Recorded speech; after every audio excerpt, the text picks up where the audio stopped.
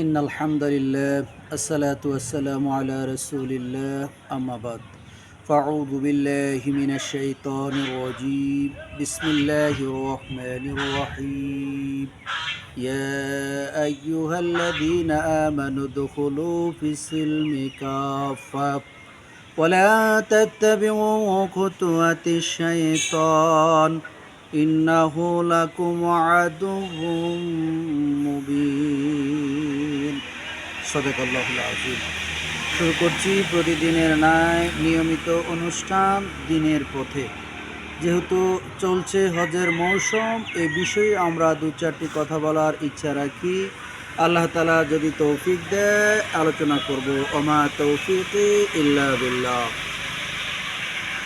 শুরু করছি প্রতিদিনের ন্যায় দিনের পথে পেজ থেকে। আমরা আজ আলোচনা করব যারা কোরবানি দিবেন তাদের দু চারটি কাজ রয়েছে, যে কাজটি তাদেরকে নির্দিষ্টভাবেই করতে হবে।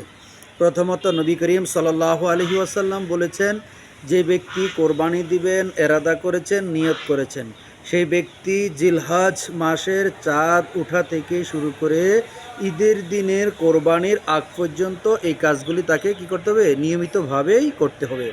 প্রথমত হলো 1 তারিখের আগেই সে নখ চুল অবাঞ্ছিত পশম কেটে ফেলতে হবে। এর মধ্যে যদি জিলহজ মাসের 1 তারিখ শুরু হয়ে যায় তাহলে আর সে কোনো মতেই কী করতে পারবে না? নখ চুল কাটতে পারবে না। এ থেকে কী করতে হবে? বিরত থাকতে হবে। ঈদের দিন কোরবানির পরেই সে আবার পরিষ্কার কাটাকুটির কাজ করতে পারবে। দ্বিতীয়ত হলো নবী করিম সাল্লাল্লাহু আলাইহি ওয়াসাল্লাম বলেছেন যে তোমরা জিলহজ মাসের চাঁদ যেদিন থেকে উঠবে এদিন থেকে 10 তারিখ পর্যন্ত নির্দিষ্ট কিছু আমল রয়েছে যাহা অনেক অনেক দামি, যাহা এই সম্পর্কে আর অন্য কোনো এর চাইতে ফজিলতপূর্ণ কোনো দিন কাজ আমল হতে পারে না। এই পবিত্র জিলহজ মাসের এই 1 থেকে 10 তারিখ পর্যন্ত যে আমলগুলি করবে, বিশেষ করে 1 থেকে আমরা 10 তারিখ 9 তারিখ পর্যন্ত রোজা রাখার চেষ্টা করব। যদি একান্তই কেউ না পারি, ইয়াউমুল আরাফা যেই দিন হজের দিন, ওই দিনকে আমরা অবশ্যই রোজা রাখব। আল্লাহ তাআলা ওই দিনে এত পরিমাণ জাহান্নামীকে, পাপীকে, গুনাহগারকে মাফ করে দিয়ে থাকেন, পৃথিবীর ইতিহাসে আর এমন কোনো দিন নাই। আমরা সবচাইতে ফজিলতপূর্ণ রাত্র মনে করি শবে কদরকে। এই শবে কদরও এত পরিমাণ লোককে আল্লাহ তাআলা মাফ করেন না, এত পরিমাণে লোক মাফ করেন ইয়াউমুল আরাফার দিনে। আল্লাহ তাআলা এই হজের দিনে এত পরিমাণে জাহান্নামীকে জাহান্নাম থেকে নিষ্কৃতি দিয়ে থাকেন। তাই আমরা ওই দিনটা রোজা রাখতে চেষ্টা করব। কোনো বলেছেন যে পবিত্র জিলহজ মাসের চাঁদ যখন ওঠে তখন থেকে 9 তারিখ পর্যন্ত রোজা রাখব। যদি একান্তই না পারি তাহলে অবশ্যই আমরা যেন 9 তারিখ কী করি? রোজা রাখি। এবং এখন দেখা গেছে বাংলাদেশ এবং সৌদিতে আমাদের একদিনের একটা ডিফারেন্স হয়ে যায়। তাহলে আমরা এই দিনে এইভাবে বাংলা থেকে হিসাব করে আমরা জিলহজ মাসের ইয়াউমুল আরাফার যে রোজাটা কিভাবে রাখবো, এই ক্ষেত্রে বলা হয়েছে যে যদি কারো ভিতরে সন্দেহ জাগে, এই ক্ষেত্রে আমরা 8 এবং 9 তারিখ যদি রোজা রাখি তাহলে আমাদেরকে ওই দুইটাই পালন হয়ে যাবে।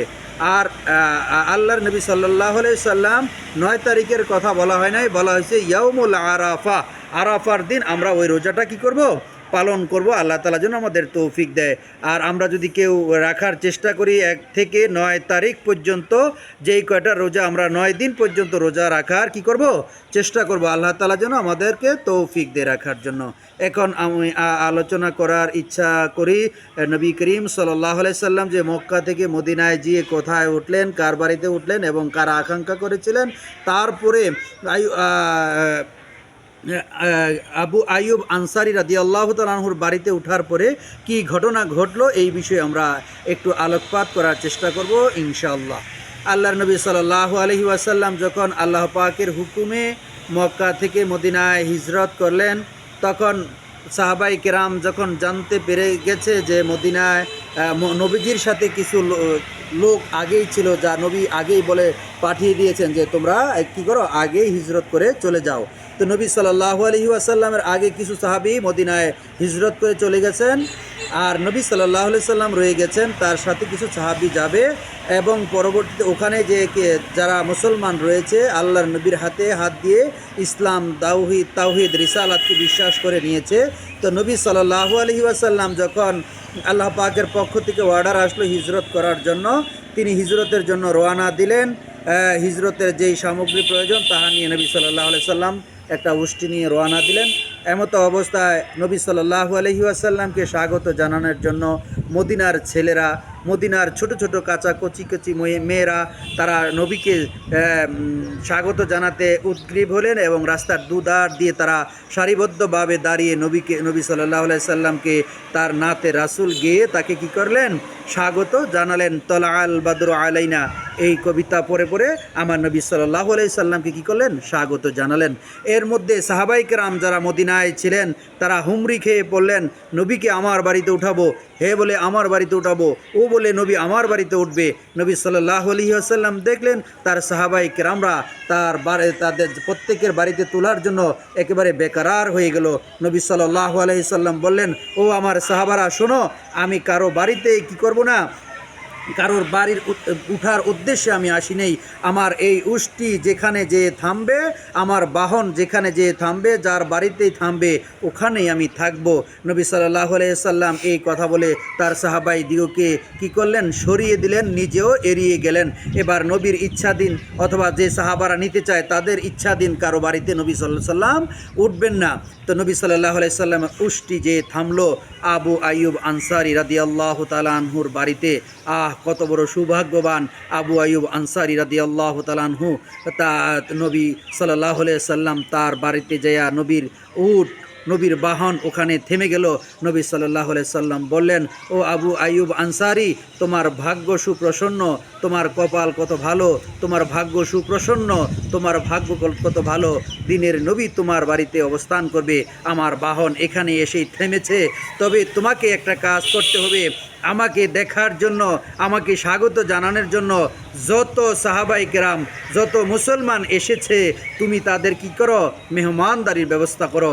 সুবহানাল্লাহি ওয়া বিহামদিহি সুবহানাল্লাহিল আযীম। আমার নবী মুহাম্মদুর রাসূলুল্লাহ সাল্লাল্লাহু আলাইহি ওয়াসাল্লামের কথা শুনে আবু আইয়ুব আনসারী রাদিয়াল্লাহু তাআলা আনহু উষ্টিকে জবাই দিলেন মেহমানদারি করার জন্য। মেহমানদারি করার জন্য যা যা করার দরকার তা একেবারেই পরিপূর্ণভাবে তিনি প্রস্তুতি নিলেন এবং পাক শাকের ব্যবস্থা করে দিলেন। এমতো অবস্থায় আবু আইয়ুব আনসারী রাদিয়াল্লাহু তাআলা আনহুর বন্ধু হলো আব্দুল্লাহ ইবনে সালাম। আব্দুল্লাহ ইবনে সালাম হলো ইহুদি, কিন্তু ইহুদি হলে কি হবে, মুসলমান। আবু আইয়ুব আনসারী রাদিয়াল্লাহু তাআলা আনহুর ছোটোবেলার বন্ধু। তারই একটা খেজুরের বাগান ছিল পাশে।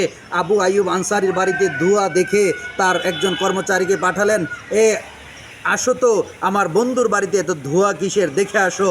এসে দেখে গেল আবু আইয়ুব আনসারীর বাড়িতে নবী মুহাম্মদুর রাসূলুল্লাহ সাল্লাল্লাহু আলাইহি ওয়াসাল্লামের আগমন ঘটেছে। এই বিষয়ে, এই উপলক্ষে, আমার নবীর আসার আগমনের উপলক্ষে আবু আইয়ুব আনসারীর বাড়িতে মেহমানদারির কাজ চলছে, জিয়াফতের কাজ চলছে, সকলকে খাবারের ব্যবস্থার আয়োজন চলছে, পাক শাকের আয়োজন চলছে।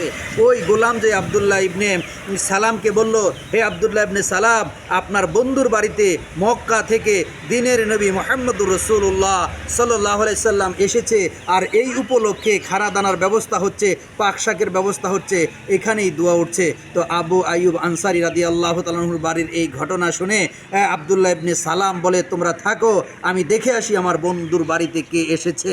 তিনি এসে আবু আইয়ুব আনসারীকে খোঁজ করলো, ও আবু আইয়ুব আনসারী, তুমি কোথায়, আসো, আমি এসেছি তোমার বাড়িতে, তোমার নবীর সাথে আমি সাক্ষাৎ করতে।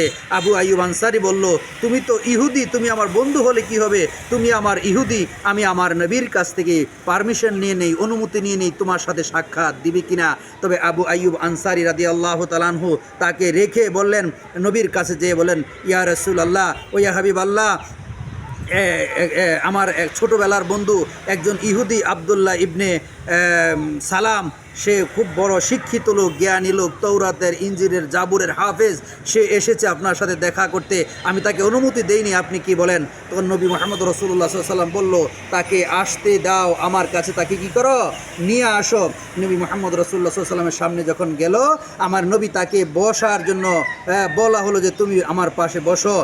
আব্দুল্লাহ ইবনে সালাম তিনি বললেন যে না, হে নবী, আপনি আপনার সামনে এসে বসবো না, আমি আপনাকে প্রাণ ভরে দেখে নেই, আমি আপনাকে হৃদয় দিয়ে দেখে নেই, আমি আপনাকে আমার হৃদয়ের চোখে দেখে নেই।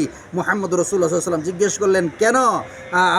আব্দুল্লাহ ইবনে সালাম বলল, হ্যাঁ আল্লাহর নবী, আপনি যে নবী হবেন আমি তাওরাতে পেয়েছি, আমি জবুরে পেয়েছি, আমি ইঞ্জিলে পেয়েছি, আমি তিনও কিতাবের হাফেজ, আমি এই কিতাবের মধ্যে পেয়েছি আপনি একজন নবী, আপনি মিথ্যাবাদী হতে পারেন না, আপনি জাদুকর হতে পারেন না, আপনি প্রতারক হতে পারেন না, আপনি কি একজন সত্য নবী, এই হিসাবে আমি সাক্ষ্য দিতে পারি। তো নবী সাল্লাল্লাহু আলাইহি ওয়াসাল্লাম বলল, তুমি যদি এত কিছুই বুঝে থাকো তাহলে তো আমি ইসলাম ধর্ম গ্রহণ করো। তখন আব্দুল্লাহ ইবনে সালাম বলল যে ইয়া রাসূলুল্লাহ, আমার বাগানে অনেক অনেক কাজের লোক রয়েছে, শ্রমিক রয়েছে, আমি একা ইসলাম গ্রহণ করলে এখন করতে পারি, কিন্তু আমি একা করব না, নাকি আমার শ্রমিকদেরকে নিয়ে আমি ইসলাম ধর্ম গ্রহণ করব, আপনি কি বলেন? নবী মুহাম্মদ রাসূলুল্লাহ সাল্লাল্লাহু আলাইহি ওয়াসাল্লাম বলল, ঠিক আছে, যাও তুমি তোমার শ্রমিকদেরকে নিয়ে আসো। শ্রমিকদেরকে নিয়ে এসে তারা আব্দুল্লাহ ইবনে সালাম তো নিজেই জানে তিনি যে নবী, কিন্তু তাদের সামনে, তার শ্রমিকদের সামনে সম্মান বাঁচানোর জন্য এসে শ্রমিকদেরকে নিয়ে এসে বলল, ইয়া রাসূলুল্লাহ, আমি আপনার হাতে ইসলাম ধর্ম গ্রহণ করতে পারি, তবে আমার 3টি প্রশ্নের উত্তর আপনাকে কি করতে হবে, দিতে হবে। আপনাকে বলতে হবে জান্নাতে যখন মানুষ যাবে, জান্নাতি মানুষদের খাবার কি হবে। দ্বিতীয় প্রশ্ন হলো, সন্তান মায়ের পেটে যে হবে, বাবার চেহারার সাদৃশ্য হয় কখন, মায়ের চেহারা সাদৃশ্য হয় কখন, মেয়ে হবে না ছেলে হবে, এটা বোঝা যাবে কিভাবে, আপনি কি বলতে পারবেন? তারপরে 3 নম্বর বলল, কিয়ামতের বড় বড় আলামত কি। নবী সাল্লাল্লাহু আলাইহি ওয়াসাল্লামকে এমন 3টি প্রশ্নের উত্তর দিলেন। প্রথম প্রশ্নের উত্তর হলো জান্নাতীদের নাস্তা আল্লাহ তাআলা সর্বপ্রথম কি দিয়ে শুরু করবেন। নবী মুহাম্মদুর রাসূলুল্লাহ সাল্লাল্লাহু আলাইহি ওয়াসাল্লাম বললেন যে জান্নাতীদের নাস্তার ব্যবস্থা হবে মাছের কি দিয়ে, ডিম দিয়ে, মাছের ভুনা দিয়ে আল্লাহ তাআলা জান্নাতীদের কি করবেন, এই নাস্তার ব্যবস্থা করবেন। এই প্রশ্নের উত্তর দেওয়ার পরে নবী সাল্লাল্লাহু আলাইহি ওয়াসাল্লামকে আটকে দিলেন। ওই আব্দুল্লাহ ইবনে সালাম বলল যে আমি বুঝে গেছি আপনি সত্য নবী, আমার দলবল নিয়ে আমি ইসলাম ধর্ম গ্রহণ করলাম, ধর্ম পড়ে ফেললো, আশহাদু আল্লা ইলাহা ইল্লাল্লাহ ওয়াহদাহু লা শারীকা লা ওয়া আশহাদু আন্না মুহাম্মাদান আবদুহু ওয়া রাসূলুহু। তিনি বললেন, ইয়া রাসূলুল্লাহ, আমরা তো এবার ইসলাম ধর্ম গ্রহণ করেছি, আরবের সবচাইতে সুপ্রসিদ্ধ ফসল হলো খেজুর। বলল যে ইয়া রাসূলুল্লাহ, আমাদের এখন খেজুর ঘরে উঠানোর মৌসুম, আমরা তো ইসলাম ধর্ম গ্রহণ করলাম, আমরা এবারের মতো ছুটে চলে যাই, পরবর্তীতে এসে আবার আমরা খেজুর ঘরে উঠিয়ে আপনার সাথে সাক্ষাতে চলে আসব। নবী সাল্লাল্লাহু আলাইহি ওয়াসাল্লাম বললেন, যাও তোমরা আগে তোমাদের ফসলকে ঘরের ভিতরে তোলো, তারপরে আবার আমার কাছে সাক্ষাৎ করতে আসবে। তারা চলে গেল, আব্দুল্লাহ ইবনে সালাম সহ তার শ্রমিকদেরকে নিয়ে চলে গেলেন। পরবর্তীতে এসে নবী সাল্লাল্লাহু আলাইহি ওয়াসাল্লামের কাছে বললেন, ইয়া রাসূলুল্লাহ, বড় বিপদে পড়ে গেলাম। কয় কেমন? কয় আমরা তো আগে শনিবারে ছুটি কাটাতাম, শনিবারে ইবাদত করতাম, এখন তো ইসলাম ধর্ম গ্রহণ করার পরে আমি আগে শনিবারে রোজা রাখতাম, এখন দেখা যায় শুক্রবার ছুটির দিন, শুক্রবারে রোজা রাখবো। তো নবী সাল্লাল্লাহু আলাইহি ওয়াসাল্লাম জিজ্ঞেস করলেন, তাহলে তুমি এখন কি করবে? তখন আব্দুল্লাহ ইবনে সালাম বলল যে আমি শনিবারেও রোজা রাখবো, শুক্রবারেও রোজা রাখবো। তারপরে নবী সাল্লাল্লাহু আলাইহি সাল্লামকে বলে, আব্দুল্লাহ ইবনে সালাম বলে যে আগে আমাদেরকে উটের গোশত খাওয়ার কথা বলা হয়েছে, চর্বি এবং দুধ খাওয়া নিষেধ করেছে, এটা খাওয়া যাবে না, তো এখন বলো কি করবে? ইসলামে তো বলেছে তুমি উটের দুধও খেতে হবে, গোশতও খেতে হবে, চর্বিও খেতে হবে। তখন আব্দুল্লাহ ইবনে সালাম বলে যে আমি শনিবারেও রোজা রাখবো, শুক্রবারেও রাখবো, আমি উটের গোশতও খাবো, চর্বিও খাবো। নবী মুহাম্মদুর রাসূলুল্লাহ সাল্লাল্লাহু আলাইহি ওয়াসাল্লাম বললেন যে না, তুমি এটা করতে পারবে না, ইহুদিদের খাসিয়ত যা রয়েছে তা তুমি ত্যাগ করো, ইহুদিদের খাসিয়ত যা রয়েছে তুমি তা ত্যাগ করো, ইহুদিদের চাল চলন যত আছে তুমি তা কী করো, ত্যাগ করো। ইসলামের মধ্যে থেকে তুমি কিছু ইসলাম কিছু ইহুদি মানবা, তা হবে না। এটাই বলা হয়েছে ইয়া আইয়ুহাল্লাযীনা আমানু উদখুলু ফি সিলমি কাফা, অর্থাৎ তুমি ইসলামের ভিতরে পরিপূর্ণভাবে কি করো, দাখিল হও। তুমি কিছু ইসলাম মানবা, কিছু মানবা না। ব্যক্তি জীবনে ইসলাম, পারিবারিক জীবনে ইসলাম মানবা না, সামাজিক জীবনে ইসলাম, রাষ্ট্রীয় জীবনে ইসলাম মানবা না, এমনটা হতে পারে না। একটা মুসলমানের জীবনের শুরু থেকে শেষ পর্যন্ত, পা থেকে মাথা পর্যন্ত, তার সকাল থেকে সন্ধ্যা পর্যন্ত, জীবনের শুরু থেকে একেবারে মৃত্যু পর্যন্ত ইসলামকেই মানতে হবে। ইসলামে যা রয়েছে তাকেই মানতে হবে। কিছু ইসলাম, কিছু অন্য ধর্ম, কিছু মানবা কিছু মানবা না, এটা হতে পারে না। আমাকে মুসলমানকে সারাটা জীবনের মধ্যেই বালেগ হওয়ার পরে ইসলামের প্রত্যেকটা নিয়ম এবং কানুনকে তার ভিতরে হৃদয়ে তার একেবারে মননশীলে আঁকড়িয়ে ধরতে হবে, পালনের জন্য সর্বাত্মক প্রচেষ্টা চালিয়ে যেতে হবে। এটাই বলছে ইসলামের ভিতরে পুরোপুরি দাখিল হও। হে ঈমান ওয়ালুরা, তোমরা কিছু ইসলাম মানবা কিছু মানবা না, তা হবে না। তোমার ব্যক্তি জীবন থেকে শুরু করে পারিবারিক, রাষ্ট্রীয়, সামাজিক সকল ক্ষেত্রে তুমি ইসলামকে লালন করতে হবে, পালন করতে হবে, মানতে হবে। এই কথা মাথায় নিয়েই, এই সিদ্ধান্ত নিয়েই তোমাকে ইসলাম গ্রহণ করতে হবে।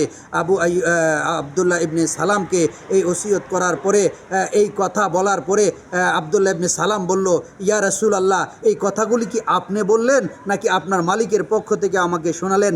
ইতোমধ্যেই জিবরাইল আলাইহিস সালাতু ওয়াস সালাম আল্লাহ তাআলার কালামুল্লাহ শরীফের এই সূরার এই অংশ তিলাওয়াত করে শোনালেন, ইয়া আইয়ুহাল্লাযীনা আমানু দুখুলু ফি সিলমি কাফা, হে ঈমানদারেরা, তোমরা ইসলামের ভিতরে পুরোপুরি কি করো, দাখিল হও।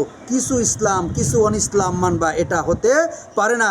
এই জিবরাইল আলাইহিস সালাতু ওয়াস সালাম এই আয়াত নাজিল করে আমাদেরকে এটাই বুঝাতে চেয়েছেন, এটাই আমাদের জীবন বিধান দিয়েছেন যে আমাদের ব্যক্তি জীবন থেকে পারিবারিক, রাষ্ট্রীয়, সামাজিক সকল ক্ষেত্রে আমার ইসলাম ব্যতীত কিছুই হতে পারে না।